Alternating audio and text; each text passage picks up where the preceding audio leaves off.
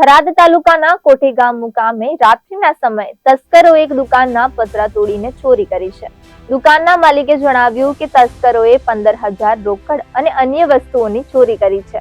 થોડાક દિવસ પહેલા પણ કોઠી ગામમાં તસ્કરોએ ચોરી કરી હતી। ચોરીની ઘટનાને લઈ સ્થાનિકોએ પોલીસને જાણ કરી છે।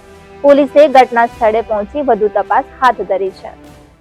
અરબુદા પાર્લરમાં હાઈવે ઉપર નેશનલ હાઈવે ઉપર કોઠી ગામના સ્ટેશને થી થોડાક આગળ પૌડું વચ્ચે ચોરી થયેલ છે। ચોરીમાં કેટલા રૂપિયા હતા? અંદાજ 15,000 રૂપિયા, 15,000 ને 300 જેવા છૂટા હતા। 300 જેવા છૂટા હતા। અગાઉ અમારા ગામમાં એક ચોરી થઈ હતી। અગાઉ એક ઝાટકો પણ જોયો હતો અને વડગામડામાં પણ આના લગભગ આની ટોળકીએ દુકાનો 3 તોડી હતી। અહીંયા તસ્કરોએ આનો આ કર્યો હતો। મારી દુકાનમાં રાત્રે કોઈ શખ્સો અજાણ્યા આવી દુકાન તોડી હતી। અંદર 15,000 કેશ પડી હતી, એ લઈ લીધી અને વડગામડા જેવી રીતે પ્રશ્ન બન્યો એ જ પ્રશ્ન મારી દુકાને બનેલ થઈ। પત્ર પણ તોડ્યા છે, અંદર સીલિંગ હતી, સીલિંગ તોડી નાખી। ગામમાં પણ આવી 2-3 ઘટના બની।